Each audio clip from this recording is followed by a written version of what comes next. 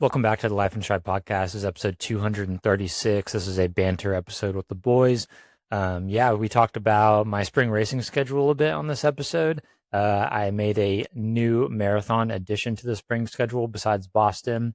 Also have a new coach in the mix, so that'll be interesting this spring.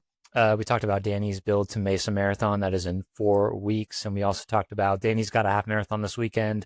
It's going to be around 0 degrees. Is that too cold to race or not? We deliberated on that. And we also addressed, we've been getting some haters in the comments lately on YouTube and Instagram. So we talked about that a little bit too, which was funny. So anyway, if you enjoyed the episode, please leave a review, drop a comment, share with a friend. We'll catch you on 237. When we're running through Norton Commons or the Pewee Valley area in Louisville, Kentucky, it's pretty easy to spot Mason Construction Home. The attention to detail, the quality, the stunning design, you can't miss it. It stands out. We aren't just saying that either. Our own co-host Scotty trusted Mason Construction to build his forever home, and he and his family couldn't be happier.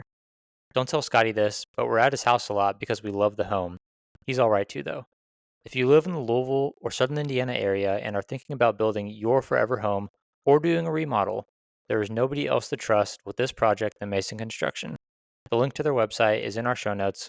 Click on the request information option and start the conversation about what your forever home could look like. I just owe you a thank you for driving all the way back from Florida.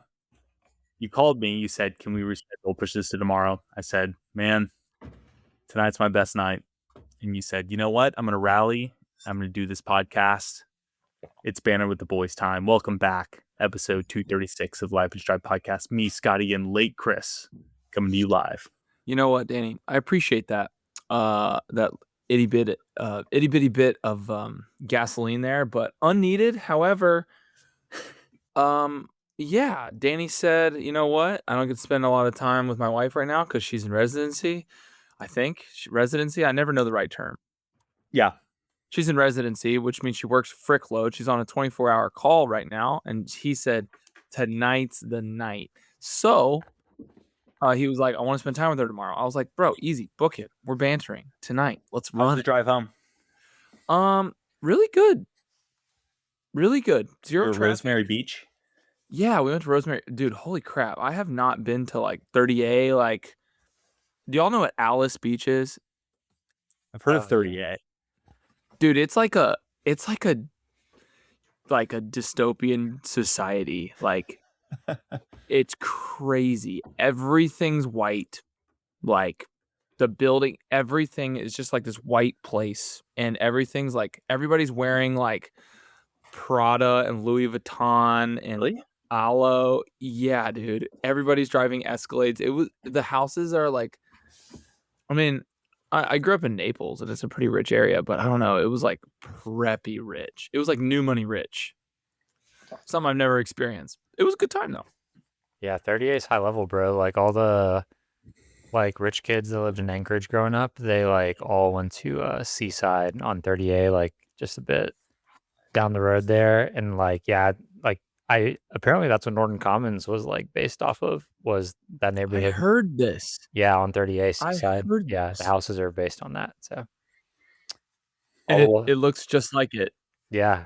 Like Norton Commons looks like a little beach town. So crazy, bro. That's where we run usually for people listening. Like that's our like normal running spot.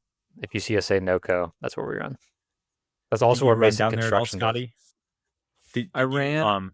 You're coming off Houston 2 weeks later. Yeah, I took the Strieg is on the revenge approach, which I totally respect and get. He's like back to doubling. He's doing a workout tomorrow. I am on the lazy train. I tell you what, man, it's really easy to lose a habit that is so hard to get. But I enjoyed that week off like a lot. Yeah, dude. I mean, I'd be on the same train if Houston went like great for me for sure. But yeah, like the revenge. I mean, it's just like you after Chicago, you know, like you instantly, like Danny after Indy, you're like, okay, like. Yeah, it was like 2 days later and I was like, F this, I'm running. Yeah, like I'm not waiting like a whole cycle for like rest period, then like start a build and then like, you know, do the proper like timeline. It's like, okay, like let's get back on the start line quickly. So, and Danny's doing Mesa, and Scotty, you just cross Houston. So, yeah, I'm a big proponent. Do as I say, not as I do, because like I have a guy coming off Houston right now, and he's chomping at the bit to get crush 30-40 miles this week, and I'm just like, dude, let the connectors, let the ligaments, let the tendons all heal, because those things take the longest to heal. Your muscles are going to be fine. You're going to feel like you could run, but you got to let those things heal a little bit longer. Yeah, I mean, perfect example. I should have done 5. I told myself I was going to do 5, but I was running with Kara, my stepmom-in-law. Shout out, Kara. I was running with her, and she was like, I got to go 7.5 to get 30 miles for the week. I was like, sure, I'll go 7.5. I should have gone 5. My like TFL, which is basically the very corner of like the front of your hip. It's like the muscle you can grab on the right and left, and it's like got so tight, like so tight. I was like basically limping after that run. I was like, here we go again. I'm fine. It like loosened up, but I definitely should have like you need to ease into it. That's the best way. Yeah. You don't want to blown out back, man. No, Striegel knows enough about that. We've had enough blown out backs for 2026 combined. It's true. Almost blew my back. Dude, I gotta like start sitting in a better position when I'm writing plans. Like I'm just like I gotta stand the whole time writing plans. Like I always end up like on the couch in like the worst position writing plans, and it's just like my back is cooked after. So have you seen the meme of the shrimp curled up in the office chair, like at the computer? Yeah. That's me. When I'm on a computer, I'm like hunchback. Someone I was just talking to someone about posture. Like I think it was Brad Pierce on the run this weekend, and I was just like, dude, even my like mother-in-law gets on me for my posture, and I'm just like, damn, like it must be bad. So apparently I like stand hunched over. So I need to start working on that, I guess. Okay. First hot take of the banter, Striegel, the reel you posted, dude, we posted 3 reels today. That's awesome. I was going to ask you about that streak. What was the inspiration behind that? That was hilarious. Dude, yeah, it was funny. So I had that idea, and then I was like, I'm gonna post it today. I got excited about it, but it flopped. But whatever.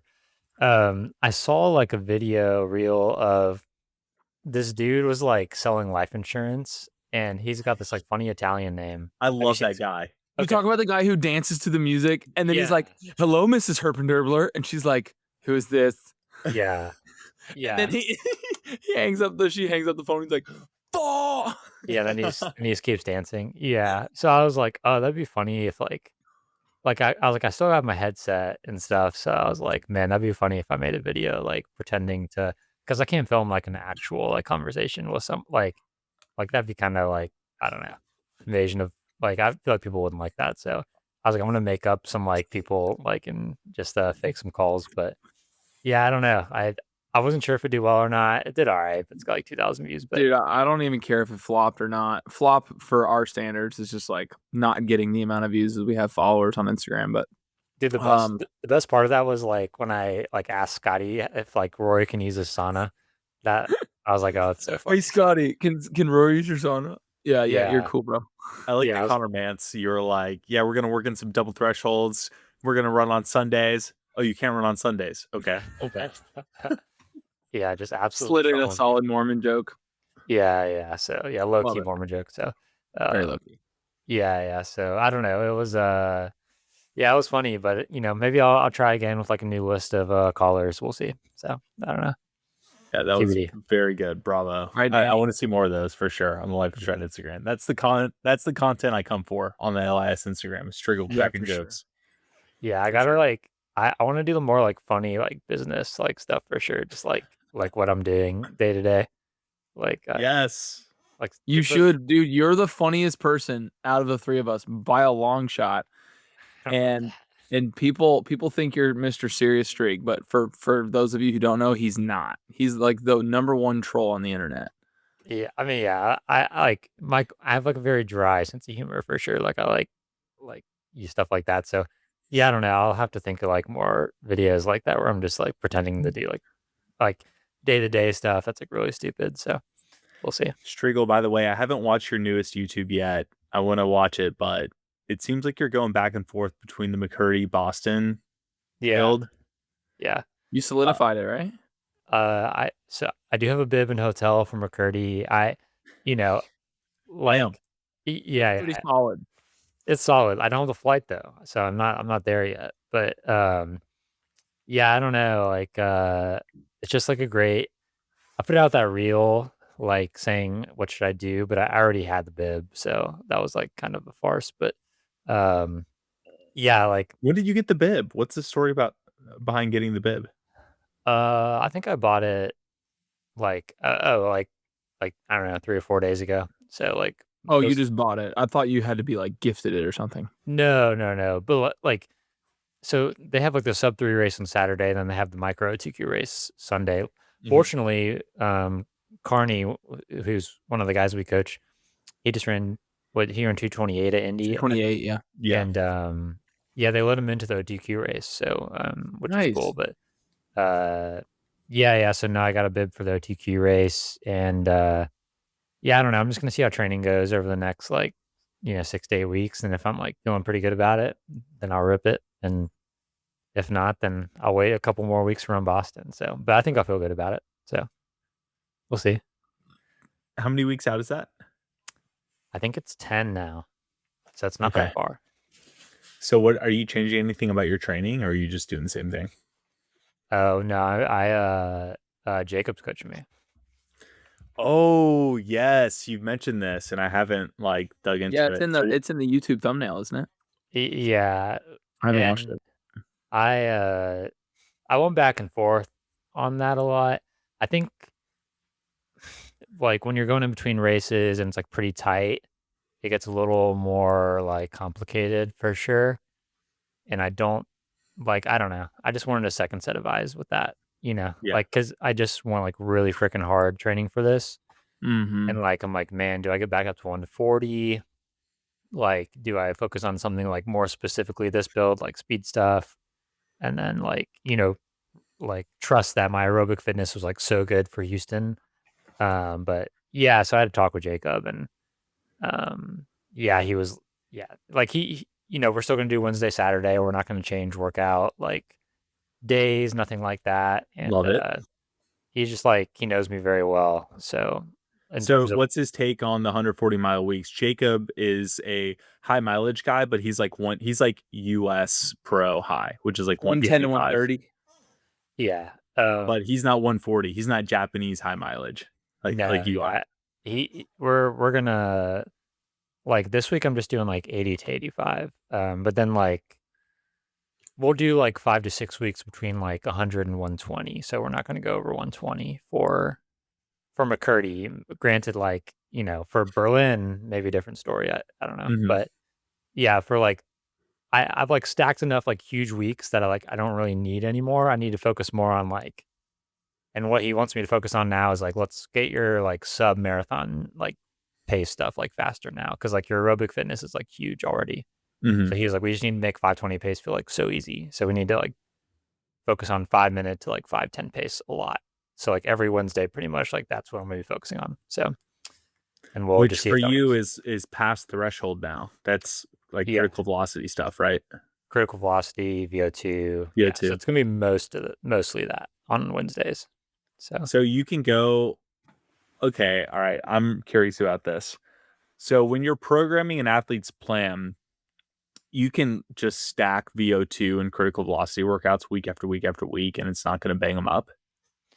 Yeah, I mean, if you're doing like Jeff Cunningham does a lot of critical velocity, like that's most of his workouts, I would say, from outside looking in.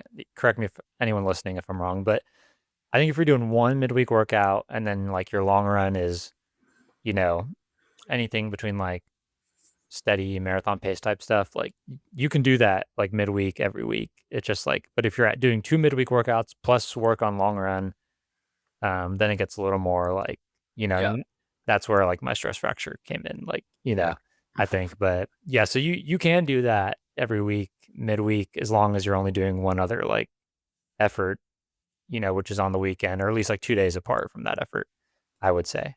So yeah, it's like most like track runners, like or like shorter distance road athletes, they'll do like a Tuesday, Friday session, but then they'll like just do like an easy long run or like moderate paced long run. They won't like. And when you do these critical velocity sessions, you're not double T, correct? No, yeah, I don't. I don't know if we'll double T or not. He kind of made like a workout plan and I didn't see any. So yeah, I don't know if I will or not. I mean, double T's are in my like I'm not giving up double T's for sure. Like that's critical. But yeah, like the logic makes sense. Like the aerobic fitness is really good. Let's like work on what we need to work on. So yeah, I feel it. I like it. I like the plan. I just like Jacob knows me very well. So that's why I wasn't like, because after I got hurt, I was like really like nervous about like ever having a coach again. But I don't know. I just wanted some direction, and like if I'm gonna do a quick turnaround, like I kind of want another set of eyes on it. So yeah, that was. I respect it. I think that's a really good call. I think you're making the right call. Nice, thanks, bro. I think you're making the right call. That makes two of us. I really like the fact that you're focusing on critical velocity stuff and VO2. I think that's awesome because you don't necessarily see that a ton in a marathon build. You see that more in like a speed block, right? Which is why that kind of broke my brain there for a second. Like marathon build is, threshold, VO2, threshold, tempo, threshold, critical velocity. Just kind of week by week. And so it's, obviously very threshold focused, but man, I'm so curious how that's going to work out. I mean, it works out for Cunningham's athletes. Like he freaking wears Floberg out. I know. Well, they do. They largely do like one pretty hard critical velocity workout midweek, like fairly high volume one, and then they do like mostly easy long runs. Yeah, until the very end. The very end, they start doing like some gnarly stuff. But yeah. Yeah, and that's just like one. So that's just like one training stimulus, like or workout stimulus a week, which is interesting. But he has success with it, so I don't know. There's a lot of different ways to the same place for sure. So yeah, and running. There's multiple different highways to the location. Hey, you. Yeah, you. It's 2026 and you're still buying your running supplies online instead of at your local running store. If you live in the Louisville, Kentucky area, there's nowhere else to buy your running supplies than Kencomb's Running Store on Shelbyville Road. They have everything you need from daily trainers to race day shoes, an assortment of different kinds of fuel, and apparel options. If you're a first-time runner going to get your first pair of running shoes, this is the place to start. They will help you get the perfect type of running shoe for your foot so you're running comfortably and injury-free. If you're a more experienced runner like myself and you want to go somewhere where they're going to have your Old Faithful running shoe, for me, that's my size 10 Nimbus or size 10 Triumph. I'm always going to Ken Combs for that. If you're looking to get plugged into the local community, Ken Combs has a Wednesday track workout for people of all different speeds, and they can also recommend many different groups in the Louisville area. If you're not from Louisville, visit We Run Lou. That's WeRunLOU.com. We have a discount code in the show notes, and you can order from Ken Combs online and support an amazing local business. Yeah, back roads, all sorts of stuff, bro. But you know who I got a text from after I told Jacob I wanted him to help me out? Rory? Dude, a very pissed off Rory Linkletter, bro. And he's like, I just ran with Jacob. I can't believe like he's like a huge mistake. And I was like, he was trolling. Him and Jacob are great friends. Yeah. He was like, dude, he was like, you'll come back. They always come back. And I was like, all right. So yeah, but he was like so butthurt about it. And I was like, damn.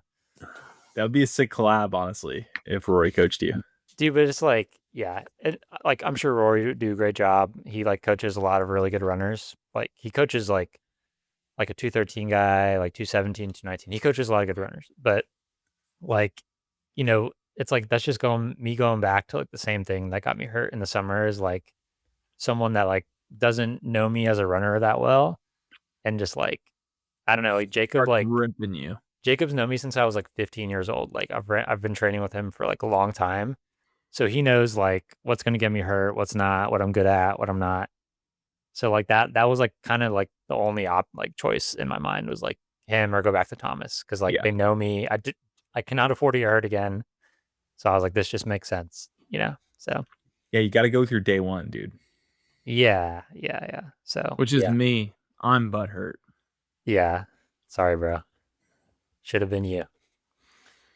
Should have had. Well, that's exciting. I think you're going to freaking rip it at McKirdy. And then, so McKirdy is March, what? Like 29th. Late March, right? Yeah. 29th. Yeah. End of March. And then Boston's 420. 3 weeks after, yeah. 3 weeks after. So if you race McKirdy, you're gonna fun run Boston. No, I'm gonna race Boston. So holy crap! But I, like, you know, and everyone, it was interesting on Instagram and YouTube. I posted that video. I got so many comments saying like, just race Boston. Like even like someone like Bromka, who like Bromka's raced well at Boston before. He's placed in the top 25. Like, so you know, that's sick. And like a lot of like people commented like, oh, like Rory and Mance like PR'd at Boston last year, and I was like, yeah, that's true, but like, I don't know. I think like I said this in my YouTube video. Like the one thing that like excites me right now is like running fast on like fast courses and like getting closer to the OTQ time. So like for someone like me, like going to McKirdy, getting bottles, like flat loop course, the competition is like literally like going to be, I'll probably have like 15 guys trying to break 220 with me. Yeah. Like that makes sense. But like Boston is like, I got to go to the expo, like walk around a bunch, you know, I got to, you know, walk to Boston Common, get on the bus. Wake up at 4 a.m., start the race at 10 a.m. Yeah, like I got to sit at like no telling what the weather's going to be that day. Yeah, sit at the high school. But and then like, you know, like how many like guys at Boston are like in my shoe, like how many guys at Boston are trying to run like 218 to 220? Like realistically, like most of those guys are choosing like a fast spring race to like try to get closer to the OTQ right now. Oh, you'll have people all around you at Boston, right? I think you're wrong about that. I think you'll have people around you. There's gonna be loads of people. Oh, really? It's a huge race. I think you would have a lot more at Boston than Houston. Yeah, Houston is kind of a ghost town, dude. Like in the top spot, like I saw Bayshore was just as many as Houston. Yeah, I was surprised at how high up you guys finished in the 230s. Like what place? There was no one around me. There was no one around me, dude. Like, I mean, there was, but it was like very spread out. Yeah, you guys were trying to remember, Scotty. Do you remember offhand like what place you came in? Sadler was like a 75 to 80, if I remember. Yeah, it was like in the top 100. I was I was one behind Sadler, so. Oh yeah, you guys were high, man. I think I was the next dude in, or there might have been one guy between us. There was actually a guy who on this podcast, he just commented on it. I mean, it just depends on when people like start over the line. But he said I ran 2:36:08 in Houston. He beat me by 1 second. Whoever just commented on the Instagram. Yeah. I don't know. So for Boston, like I really didn't want to go into Boston with like pressure on myself to like run a time. Because I just really wanted the PR this spring. So I was like, man, like I don't really want Boston to be like my one shot this spring. Because like I just want to be at the start line of Boston and be like, I'm just gonna race this, like, and not think about like time, like pace and like time too much. Like I'm gonna use the downhills. I'm gonna like go the right pace on the uphills, and like hopefully have some gas the last 5 miles. But I don't want to like be looking at my watch and being like, man, like I'm not on pace to run 220 anymore, like halfway up Heartbreak Hill. Like if I if I run like 224 Boston and I place like 30th, like I'll be stoked about that, you know? Like, and so I want to get like a fast race in, but then I also want to, as long as I come off McKirdy and like my legs aren't broken, like go to Boston and just like, you know, race it like less aggressively and like set myself up to have like a really fun like last 5 miles, like and crush and like hopefully place like in a decent spot. I didn't want to like get to the start line and be like, I have to break 220 today. And like, like I just want to kind of go in with it with like zero pressure on like time. So that's a good thought. Yeah. Go out at 5:05 in Boston for the first 16. I mean, I'm thinking like go through halfway in like 72, like even slower than my current PR pace. And then just like feel amazing the last 5 miles and just like pass like 15 people, like last 5 miles. Like that's kind of what I'm thinking. If McKirdy goes well, it's like set myself up to have like a really fun last 5 miles. Dude, I see McKirdy's weather being good and I see it going well. It's a good race. Early spring in New York. It's going to be cold. Yeah. If it's not cold, you get your money back. Yeah, Carney said they're getting 11 inches this weekend, so of snow. So it's been a brutal winter up there. Brutal. So. We're supposed to get snow in Louisville. I bet you St. Louis is too this weekend. What? Yeah, I don't know what the snow situation here, but I know that it's going to be real feel of -6 at race start Saturday morning. I love this segue, Danny. You get David Goggins and your friend. Which one do you want first? Well, let's just set the background here. Correct. So I've been racing my dong off and doing, I think, 8 races it'll come out to in 12 weeks between end of Houston and the start of and race day on Mesa, which is February 14th. So this whole build has basically been just like a cycle of every 2 weeks I'm going out and full sending a race on Saturday in the middle of a long run, and probably adding some quality miles depending on the race distance. And then, obviously Wednesday, Saturday workout. But here in the past 4 weeks, it's been racing every weekend. So I did a 5K New Year's Day, came in first place, ran 16:38. I did the next weekend. What did I do the next weekend? A 20K. I said 12K last time we talked about it. It was actually 20K. It was 12 miles. Got second. I got second. I got passed in the last mile. Yeah. And then last weekend, I ran a 5-miler and PR'd that distance too, and ran, 5:39 average and on a frigid day, and then went and ran like 7 steady state miles after that at 6:30 pace alone out and back on the Katy Trail with no one around, headwind, and it was freezing cold. Very gritty run if I'm patting myself on the back right now. And then this weekend, there's the Frostbite, very prestigious Frostbite series half marathon. So this is my peak run. 13.1. The goal is to go out in 5:50 pace in PR. So that'll be, around 16:30 range. But the kicker is it's a real feel of -6 degrees. And whenever it's that cold here, it's super windy too. So I'm going to be just absolutely bundled up going for this race. It's a 22 miler. Like, I was telling Scotty and Chris, I'm getting in my head about it because I really don't think that sounds super fun. But it'll be another race where there's not going to be a ton of people who show up because it's just ridiculously cold if they don't cancel it. So I could probably win it realistically. But Scotty, what are your thoughts about me potentially chickening out on my peak long run of the Mesa block? I'll give you the friend one first because honestly, no one loves David Goggins. He's a little too much these days. 2026 is all about love. Genuinely, Danny, I think a lot could go wrong because you are running so hard on all these races. You've raced so much. These are like less than ideal conditions. So I would just say be careful. I wouldn't just absolutely go as hard as you possibly freaking can and try and get it. It's not like PR half marathon weather, in my opinion. I would still get a great workout in, but I wouldn't, because your muscles are going to be super tight because it's way too cold to be running that fast.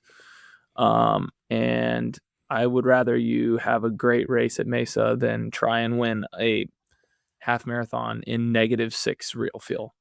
That's the friend. David Goggins is just don't be a bitch and just go get it done. You decide what you want to do. Oh, I'm definitely going to race it. Are you? Well, there you go. Yeah, man. I mean, I could show up at the start line. I bet I could run it, at marathon pace and probably win. Yeah, there you go. Yeah, that's what I was gonna say. I was like, look, if it's gonna be that cold, let's just do marathon pace and 13 mile straight marathon pace. That's a solid peak long run. Torque your adductors, bro. Yeah, well, I might start off my run a little earlier so I can get it done quicker. But the thing is, the earlier I start, the colder it is. So race start is at 8:30, and it's going to be real feel -10 at 7. So what's the actual temperature? It's single digits. It's it's brutal. Yeah, 4. I looked at the wind, it's under 10, but it's at that temperature, it's gonna feel horrible. So. The race course is 2 out and backs, and it's a lot of it is east-west, which the wind is always blowing that direction. Yeah. So it's going to be a solid half the race is into the headwind. Yeah. Dude, is it not snowing in St. Louis? Because Louisville's supposed to get up to 10 inches this weekend. What? Yeah, who else is getting 10 inches? Scotty. So Scotty's getting 10 inches? Wow. Strieg, you're going to have to bleep that out. No, leave it. Yeah, dude. So I just watched this guy on Instagram who's a indie weather guy. I totally lost my train of thought. And he's getting he was like forecasting, like, if you live in this purple area, which is like Kentucky and Tennessee, it's you guys in Bland, you're just gonna get absolutely pounded with snow. Tennessee is getting more than we are, like a lot more. It's going below. There's like Alabama is getting like 10 inches. You know what that does to like Alabama and northern Florida, dude? It's like a national weather emergency, and people in Minnesota and Wisconsin are like, these freaking morons. Yeah. Dude, I didn't realize we were getting snow. That sucks. Wow, Danny, it is cold as frick. It is 2 degrees Saturday morning, brother. Yeah, 2 degrees. So we'll see how it goes. I'll probably just show up and try and knock it out because I don't know like when or where else I could do it. My $400 treadmill cannot handle me running 6-minute pace for 13 miles on it in a 22-mile long run. Like it literally shuts off when I run just easy miles on it. It's the craziest thing. Yeah. Oh, does it blow the breaker? No, it's not the breaker, but it does some like weird electrical short. I don't know if I like set it up wrong or what, but it definitely just like shuts off. It's weird. I think it's like a static electricity thing. Is it on floor? Is it on concrete? Yeah. So it's like on like laminate, like crappy flooring, and then underneath is concrete. No, but it's not on the concrete. No. If you can cut a little spot to put it on, and it'll fix it. Really? The static electricity is because of the flooring, yeah. Usually carpet is the worst when people put it on carpet. And so that shuts it off? Because like I'll go... You have to ground it. Dude, that's what it is. Like I will touch the side bars of this thing and it'll legitimately shock me. Oh, mine does that too because I haven't cut it out and it's on like the horse mat stuff. And dude, I can see like an electrical current go from my finger. It's like a bright like shock. It's crazy. It freaking hurts too. So what I do is, in order to make my speed go, it's a dial on the handle, and I get a roll of toilet paper, and I change the speed with a roll of toilet paper. Dude, that is so funny. But yours doesn't get so shocked that it shuts it off like mine. No. So that is a breaker. Dangerous. That's an electrical thing. I paid your dad to put is so extra, but I have 3 dedicated breakers, 20 amp breakers for each plug on the wall of my for workout equipment. Yeah, you have for workout equipment. Yeah, because I've shut off so many treadmills because of power, so mine doesn't shut off anymore. Nice. Yeah, you got to get its own dedicated circuit.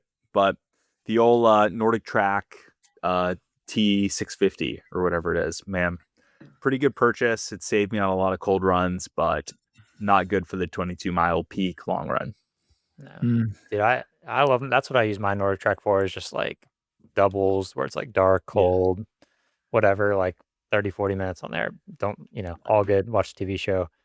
But I like it goes up to 12 and like it can hang for like strides and stuff. But like I don't know. I don't want to like fry it by like doing a workout. Like I don't like they have different engine levels, and I just don't think it's the right engine level for that. So, dude, the Wahoo kickers though, or whatever Floberg has, it's the beast. Dude, Eric he texted me. He was like, I just ran a 4:38 mile. I was like, on a treadmill, and he was like, yeah, bro. I was like, why are you doing that? That's like you're like staring death in the face. It's like my whole family was watching too. I was like, bro, dude, those kids are gonna see you go to the ER.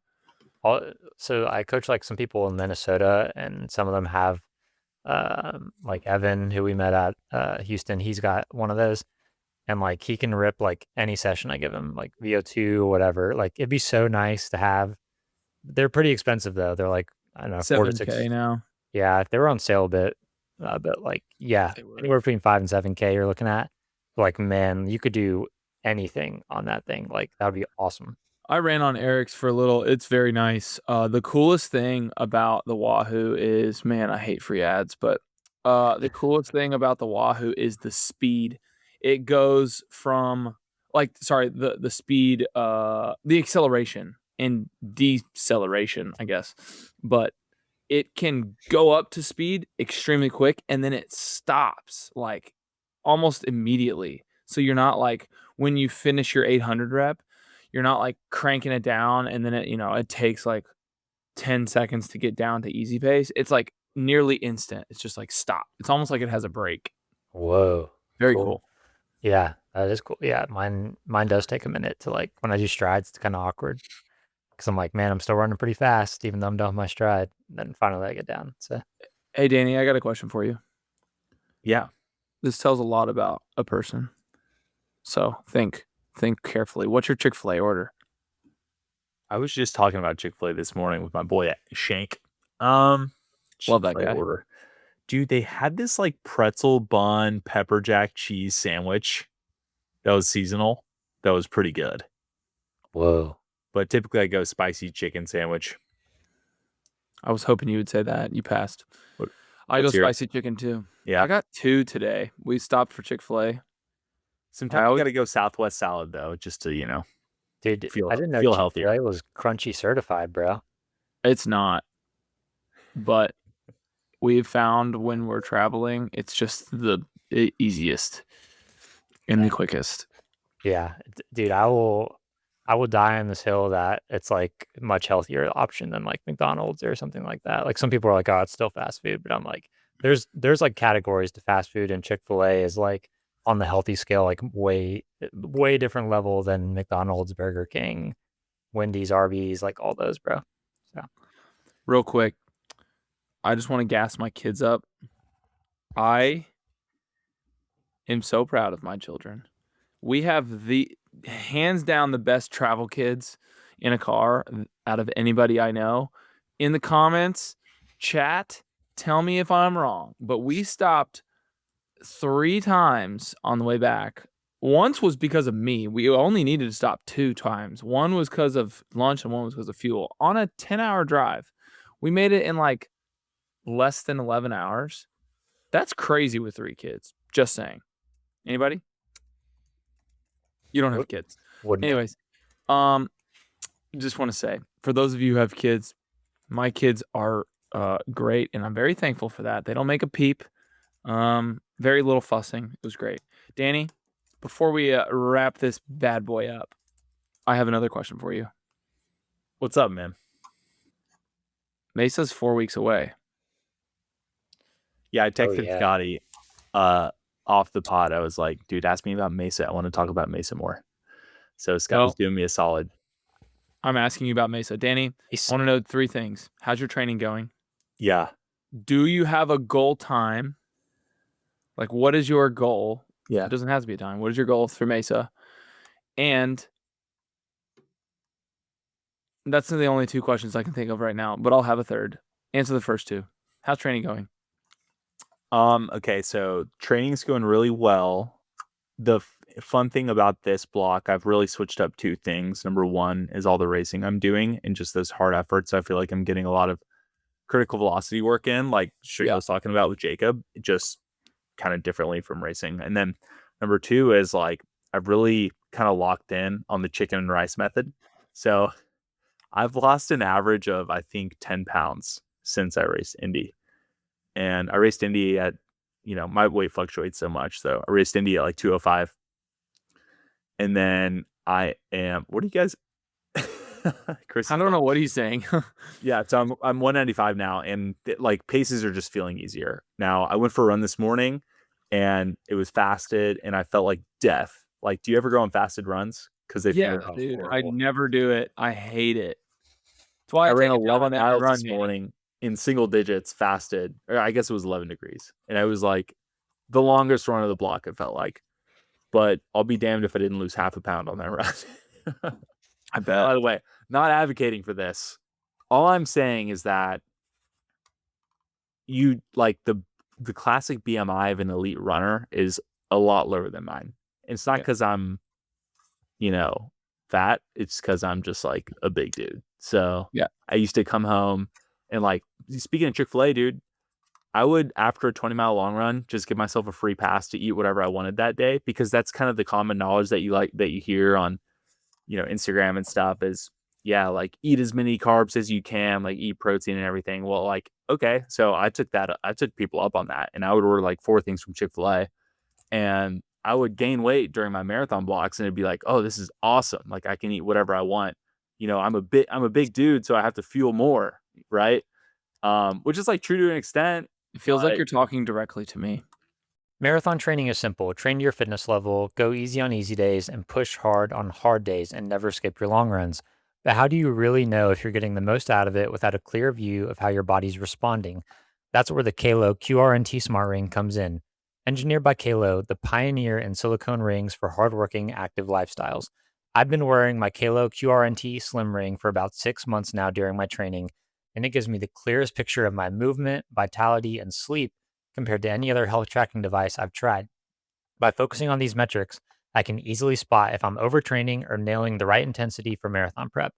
The app's sleek design turns all that data into something super digestible, so I can tweak my training on the fly. Plus, for all the marathon moms out there, the QALO app includes fertility tracking and stroller activities. Head to QALO.com, that's QALO.com, to grab one. Yeah, I'm not calling it out. I'm just like, I know. This is just a mental shift in this build that like I have really tried to focus on. And honestly, like it causes a lot more suffering. Like I felt a lot better after my long runs when I could pig out. I mean, not that I feel bad and like things are going wrong. Actually, there are studies that show that when you're in a caloric deficit, when you're in marathon training, like you're more likely to get stress fractures, you're more likely to get injured. But like, dude, I got some calories I could burn for sure. So I'm excited to see how that bodes for this race. I was like 5 pounds less on accident. I was not locked in on the chicken and rice method. I really want to be. That's like my biggest issue. But I was 5 pounds less for Houston than Chicago. And I mean, it feels great to run with 5 less pounds. Dude, yeah, and some of that, truth be told, is water weight because you're electrolyte loading going into a warmer race versus Houston. And, you know, that like guys like us, we just our weight in the summertime. Like, I bet you could go out and lose 8 pounds on like a 10-mile run. Like, easy. I do easily. Easy. Sometimes more. Yeah, sometimes more. So, yeah. So anyways, that like kind of general plus minus of my body weight has gone down like 10 pounds. So, you know, there's an old adage of every pound is you lose a minute off your marathon time. I don't know if it's that much, but it's not nothing. So yeah, I'm curious to see how that goes for this build. What's your goal? It doesn't have to be a time, but what do you want to get out of this race? Yeah. 2:38 is what I'm thinking. That's kind of what I envision. I think that, you know, I could run that on like Indy. But this is a faster course than Indy. So true. I like it. I like 2:38 too. I think that sounds about right. What needs to happen in your head the next 3 weeks in order for you to be like, yeah, I'm going to hit 2:38?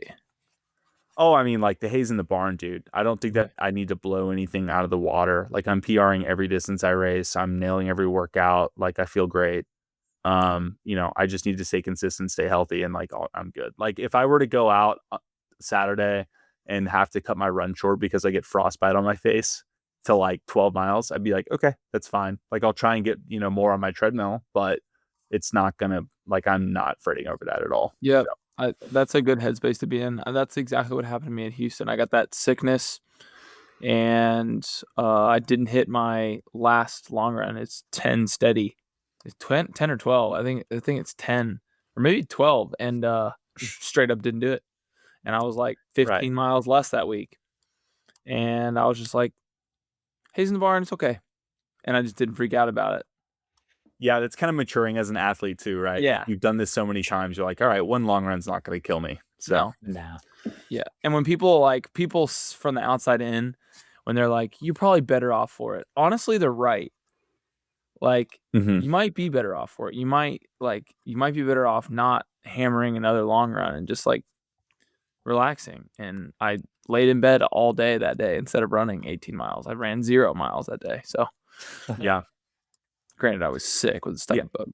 I could see going through half in Mesa, like 119, 119.30. That's like what I went through half at Indy at Strieg. I think we were 119.30 or 40. Sure.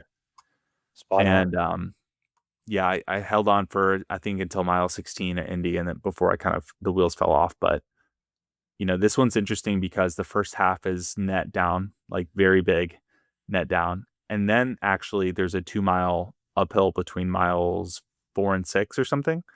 So that's going to be kind of, I'm curious like how that's going to go. Like, so it's supposed to be super fast, right? But then you have 2 miles that are probably going to be, 10, 15 seconds slower than goal. Yeah, correct me if I'm wrong here, Dan, but you, before Indy, you had just gotten a new job. It was very challenging. I think that's the best way to put it, mentally and physically. And that all made you just like, everything was just hard in that season for you. Yeah. Just like a whole new schedule. And you were missing not a lot of workouts, but some before Indy. And I think some stuff like at the very end, like the last month, if I can remember right, kind of fell apart. Like it wasn't a perfect end. Just like you were just like in a crazy headspace. You're like, wow, this job is hard in a good way, but you're like, this job is hard. I don't see that as much from you now. And definitely nailing everything. That's definitely a good call out. I mean, a career change can be stressful and tough, especially as like you're trying to get up to speed and contribute to the team. So yeah, it's something that we got a little more momentum now, boys. We're feeling good about it, but that's definitely not a deterrent on my training. It's not a factor that's holding me back, so. Yeah, I think it was at first. I think it was for Indy though. Yeah. Like so you were definitely not. A little bit less stress just in life in general right now, a little lighter, getting great sleep, training's going well, PRing every distance. I got Striegonomics at my back. So life's good. And all signs are pointing towards a good day in Mesa. Yeah. Yep. I'm realizing that you need like more than just weather to have a really good day. Like I had at Houston, like everything came together, and right now everything's coming together for you. It's like, you just got to keep showing up, and eventually everything just comes together. Yeah. And I think like the stars are aligning for Mesa. You just got to keep your head down and keep going. Yeah. You're almost there. Yeah, man. And like, no pressure either. It's just like another race, and I've raced a ton this block, and it's been a success as it is. So I think from that standpoint, it's like, I could go out and lay another egg, and it is what it is. And I'm still going to keep coming back. So got that Striegel mentality, bro. I love it. That's Scotty mentality, bro. Yeah. We've all been through that, dude. We've done that dance so much. Like, yeah. You show up at the start line, you get absolutely smacked. I've only been smacked once. Danny, you've been smacked more than once because you've raced more than me. Yeah. Striegel, same. Yeah, I've been smacked for sure, bro. Twice at Boston. Brutal. Boston. I miss being a complete noob to running. That was such a fun season. Everything was a massive PR. That's where my wife is at. Yeah. Mm-hmm. Alex, she's just like, everything is just like, I think the gap is slowly closing. I still think she's due for a huge marathon PR in spring, but that like noob just blasting past PRs, I missed that. Like 2 years ago, that was fun. Dude, the best is when you're like you're talented and you run like 3:30, 3:40 your first marathon, and then it's like, it's like, I'm gonna run 30 miles or 45 miles a week next block, and then all of a sudden you run like 3:05. I mean, we're in a 40-minute PR. 40-minute PRs, man. Yeah, it's like, enjoy that while it lasts. Oh my gosh, it's literally like I coached Josh Krass for his last block, and he said his previous PR was 3:45. And I was training him for like a 3:20, 3:15-ish, and he ran a 3:18. And I had told him before the race, I was like, if you don't PR, I'm never talking to you again. As a joke, but I'm like, dude, like I was going through like a race plan of how to not blow it up and run slower than 3:45. And I was like, as long as you'd run marathon pace and you can walk the last 10K, and I think you'll still PR.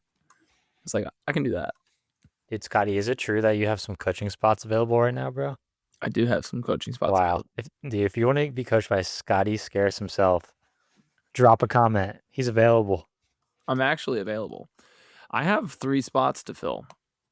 At least, maybe 4. If you want to have a personal phone call with Scotty Scarce, drop a comment. You can text him any time of the day or night. He'll always answer. What's my phone number, Danny? It's 502 Life and Stride. Oh 7? man, dude, I got a dog that I've been training who's going head to head with Danny in Mesa. Oh yeah, Todd, dude. I'm scared of Todd, man. I'm Todd's a scared of beast. Todd.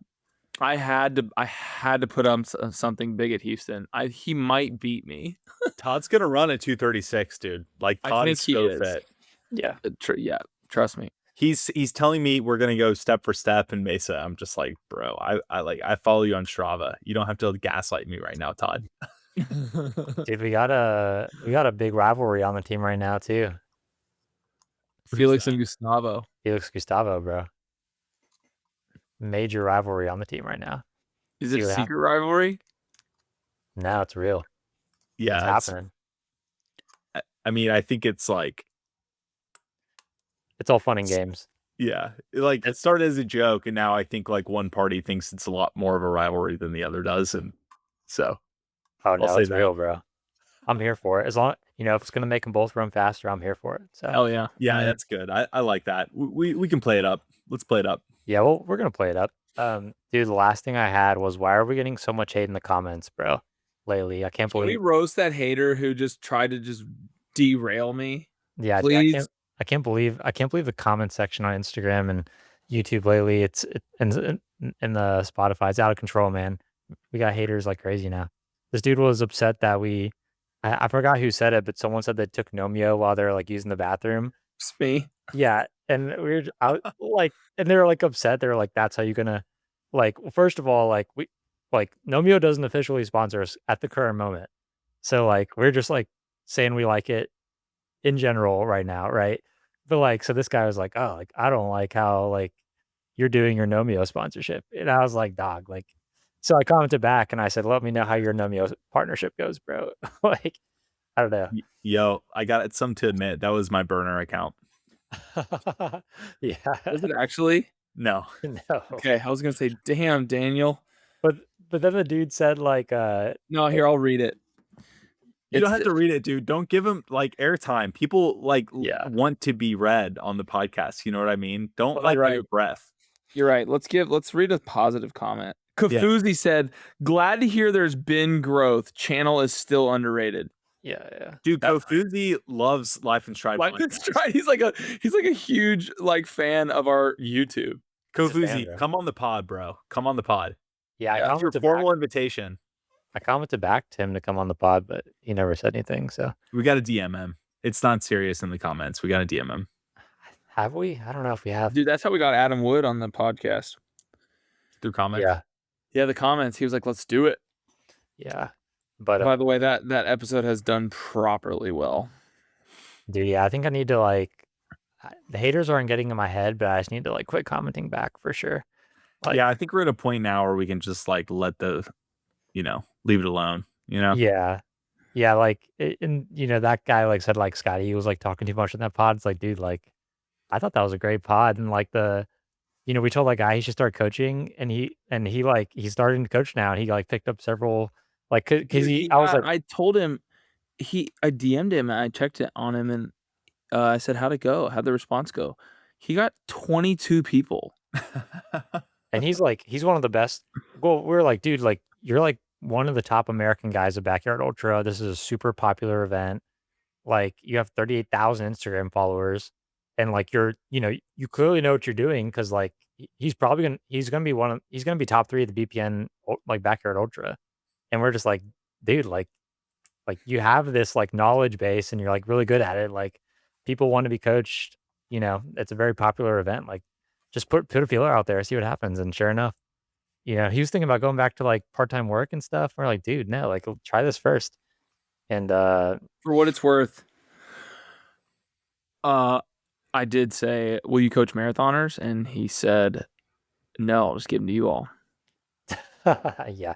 Nice. Good answer, Mark. So, now, Mark was a great hang. I enjoyed that conversation a lot. Okay, back to Scotty taking on more athletes. Scotty, like, if Strieg wasn't my coach, Scotty would be my coach, because Scotty has like a great perspective in the sport of being like, he comes from an old school style of training, I would say, from Corf, Yeah. But also has been like knows the good and like not so good side of that. And then he also has like the combination of the Striegel training of like with one block under Strieg and obviously looking at his plans and stuff. And then just like in terms of vibes, you're not going to find a better coach in the USA than Scotty Scarce. You're not going to get a better pump up text before the race or a better phone call the week of the race. Like, this is the guy you want as your coach. So I appreciate that for Scotty. Dude, Like, there was a guy. Great coach. There was a guy. He came to it was the only non-Life and Stride athlete at the Houston shakeout. I say shakeout because like 12 people showed up. And all I was like 10 a.m. JW lobby, and that's all I said because I was just like didn't want to think about it. But he comes up, and he introduced himself, and he was like, "I'm surprised you didn't like host an event." I was like, "Ah, man, it's just a lot, and doing the race." And he was like, "Dude, you are the energy. You have to do a shakeout." I was like, Dude, I appreciate that, bro. That was another thing, like thought process of Bostoner for me is like we have to have a shakeout of Boston. Like, yeah. So all three of us for sure, dude. Yeah, I don't even care if 10 people come. It's still fun. We'll get like last year. I don't know. We had like maybe 40 or something. I bet we get 100 plus, bro. Like, yeah, hopefully. Boston. Oh yeah, come to our shakeout. Yeah, let's do it. We'll probably have like some sort of partner there too. We've had several brands say they want to do something with us like that. I want to talk about the Life and Stride race schedule really quickly because this is totally sick. So we had October, we did Chicago, November Indy, December no race, right? No marathon. Eric did okay. January Houston, February Mesa, March McKirdy, April Boston, May Bayshore. Yep, that is rad, dude. Then we're going. So after that, I'm going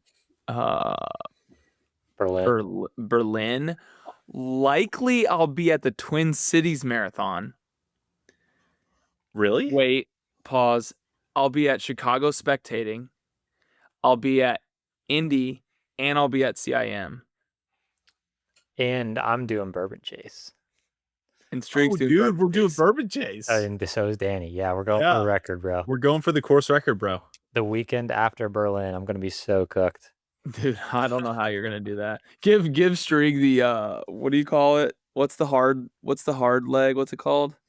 The Ragnar leg or something? Yeah, there is like a really nasty leg on that race. It's like a 13 or 15 mile run with like 1,500 feet of vert. It's brutal. Oh yeah, it's like 12. I think it's 12 miles. Yeah. So for anyone listening, like it's 2 vans of 6 people. It's a relay race from Louisville to Lexington, Kentucky. You go through all the bourbon distilleries. It goes through the night, and so it's like some legs are like 4 miles, and some are as long as that one's like 13. So, it's a really fun race. My team from like 5 or 6 years ago has the record.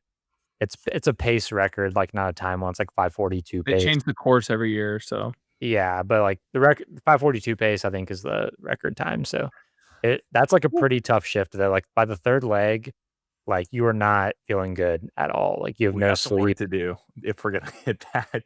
Like most teams like get a hotel and like sleep because like their team's going slow enough, so they have like 3-4 hours where they don't have to worry about anything. Right.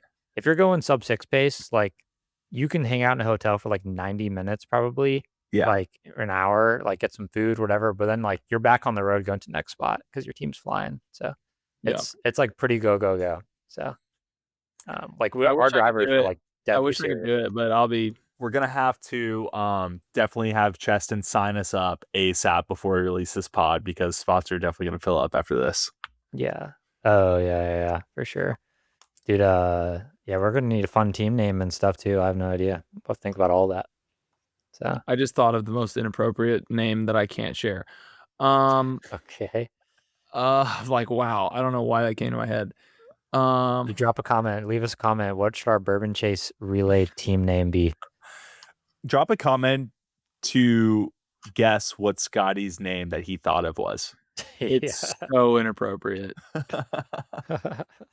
Some bad ones. Last thing, I might be at the Twin Cities Marathon. I might be running the Twin Cities Marathon. It will not be. Is that in September? It's the week after Berlin. Yeah. Okay. It's like October 2nd or something. So why? My brother-in-law has recently gotten into running, and Let's go. I'm like totally shocked, but he's like, okay, I get why you run now. I actually really like this. He found a buddy. It's like one of his neighbors, kind of, and he goes to his church. My brother-in-law just planted a church in St. Paul, and this guy goes to his church, and he's like a 250 marathoner, pretty serious guy. And so they've been running together. So it's like fun for him. He has a buddy to run with. It's not just like by yourself in Minnesota winter. And I told him, I said, if you sign up for Twin Cities, I'll train you for free and I will run it with you. I will pace it start to finish with you. So Wow. I told him, I said, show me the sign up and I'll sign up 100%. I'll book a flight the day before. That's legit, man. All right. One less spot on Scotty's roster. You better get after it. LISrunning.com. One last spot. Scotty, that's awesome, man. That's great. Yeah, I hope he does it. I'm really excited. Yeah, I'm really excited. It'll be a really good experience together for sure. You got to love a good bill. Dude, shout out to our other 3 coaches that are crushing it too, by the way. Bill? Brother-in-law. Oh, brother. I was like, yeah. I was like, my dad's Bill. Yeah. Danny, do you have any more value to add to this banter podcast? I love that question, dude. Nope. Do you have anything else for our shareholders? Yeah, man. Stocks only go up, bro. Buy the dip.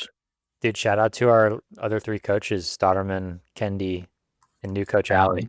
They're crushing it. It's been a lot of fun. Crushing it. Yeah. All of their athletes are injured. They're crushing it. Dude, it's fun, like, that was growing. A joke. That was a complete joke. Yeah, I know. It's fun growing and, like, bringing your friends with you for sure. Yeah. So, yeah, that's been fun. So it is. Yeah, we've selected 3 good people for sure for the job. So that's the 4th is already selected. They just don't know it yet. Potentially, yeah. Dude, I think it'd be good content to put a reel out and just be like, all right, like, we need a 7th Life in Stride running coach. You cannot have an existing coaching business. Like, you need to know what you're doing. You need to have time to coach up to 20 people. Let us know who's interested and, like, just see, like, what we get. That'd be, like, kind of interesting too, wouldn't it? Like, just put just from this podcast, we're about to get so much inbound just from you saying that. People are gonna email us like, hey, that's engagement, bro. Like, I'm down. So. Yeah. Make sure you do it in the Instagram comments, please, because that's better engagement than email. No, we need to get the kid who DM'd us, who lives in he goes to Furman. That kid's awesome. Yeah. Oh yeah, that awesome DM. Shout out that guy. Yeah, he's a good runner. He's really good. Yeah, he's a really good runner. Yeah, that could be all right. He's a really good runner. No, he's like a really good runner. I can't, dude. Yeah. He's a good runner. Go ahead, like a sub 14 5K guy, but yeah, it's pretty good. That could, like, break. What episode are we on? 236. This is episode 236. It's your PR. Oh, that'll never get old until I run faster. Of the Life in Stride podcast. If you enjoyed it, you know what to do. Hit the 5-star button, share with a friend, and tune in for the next one. Dude, Ben Felton, next one. Stay tuned. We love you. We mean it. Goodbye. Mwah. Peace.